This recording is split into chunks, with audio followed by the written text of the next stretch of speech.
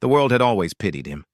The billionaire's only son, born into unimaginable wealth yet cursed with blindness. He lived behind the cold marble walls of a mansion that could buy a small country, his father pouring millions into failed treatments.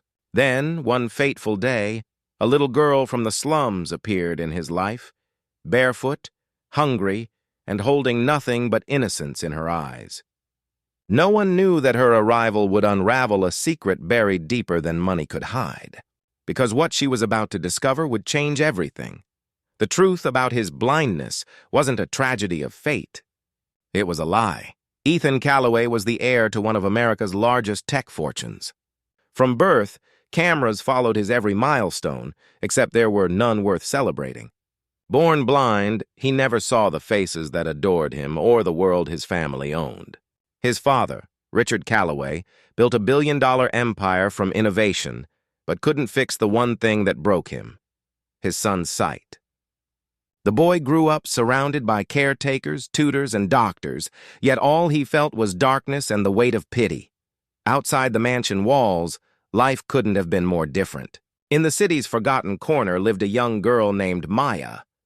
Barely 10, she scavenged through dumpsters for food, her mother long gone and her father working endless shifts just to survive. She dreamed of light and kindness, things she rarely saw. When a charity event announced the Callaways were opening their estate to local children, she went, not for the food or the gifts, but to see how the other half lived. She never imagined her small act of curiosity would lead her to uncover a secret so horrifying it would shake one of the richest families in the country. The mansion felt like a dream to Maya. Chandeliers glittered like stars, marble floors gleamed like mirrors, and servants moved silently in pressed uniforms. Then she saw him, Ethan. Sitting alone by the fountain, face tilted toward the sun, his pale blue eyes unfocused but peaceful.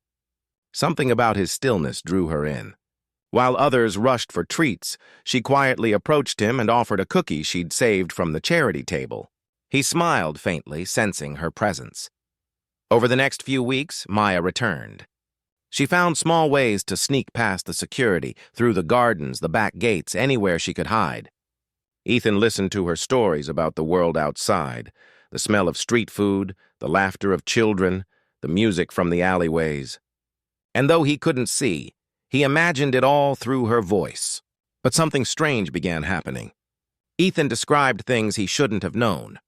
The color of her dress, the sparkle of the fountain water, the glint of sunlight through her hair. One afternoon, when Maya brought him a paper flower she made, he caught it mid-air before it fell. She froze. His movements weren't blind, just careful, deliberate, almost practiced. Her curiosity turned to suspicion. Why would someone pretend to be blind? The more time she spent around the mansion, the more she noticed things didn't add up. The medical staff was rarely allowed near Ethan. His father forbade cameras or public appearances. Whenever she asked about his condition, the servants went silent. Then, one day, while hiding in the hallway, she overheard Richard Callaway's voice on the phone. The words made her blood run cold. No one can ever find out he's not blind. The inheritance depends on it. Maya's heart pounded as the truth sank in. Ethan wasn't born blind. He had been made blind, or at least convinced to live as if he were. That night, she sneaked into his room and whispered what she heard. At first, Ethan refused to believe it. His father loved him. Why would he lie? But Maya's words planted a seed of doubt. Over the next few days, Ethan began testing his world. He watched people when they thought he couldn't see, reached for objects without hesitation, and realized his eyes worked. Dimly at first, shapes and light returned, then vividly. His entire life had been a performance, orchestrated by the man he trusted most. Confrontation came fast. When Richard found Maya in his study, holding confidential medical files she'd stolen, his calm facade shattered. He confessed everything. Years ago, after a botched surgery left Ethan temporarily blind, the company's investors threatened to pull out.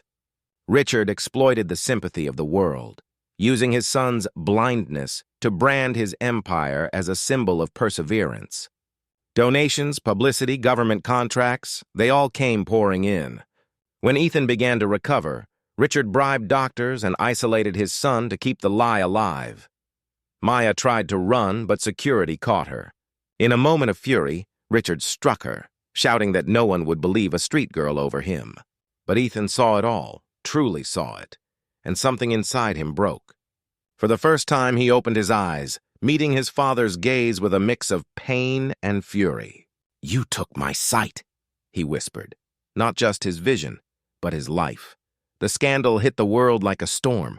Maya's testimony and the hidden files she'd managed to smuggle out exposed everything. Richard Calloway was charged with fraud and child abuse, his empire collapsing overnight. Ethan, now free from his father's shadow, donated his inheritance to charities supporting children's health care and vision programs. But he never forgot the little girl who opened his eyes, literally and figuratively. Years later, Ethan built a foundation in Maya's name, ensuring no child would ever be silenced or exploited again. Maya continued her education with his support, never letting fame or wealth change her kindness. When asked why she risked everything, she simply said, "Because truth deserves to see the light." In a world blinded by greed and lies, it took a poor little girl from the streets to reveal what true vision means. Because sometimes, the ones who see the least can recognize the truth the most. No amount of money can hide the darkness of deceit. But one act of courage, even from the smallest voice, can bring light to the blindest hearts.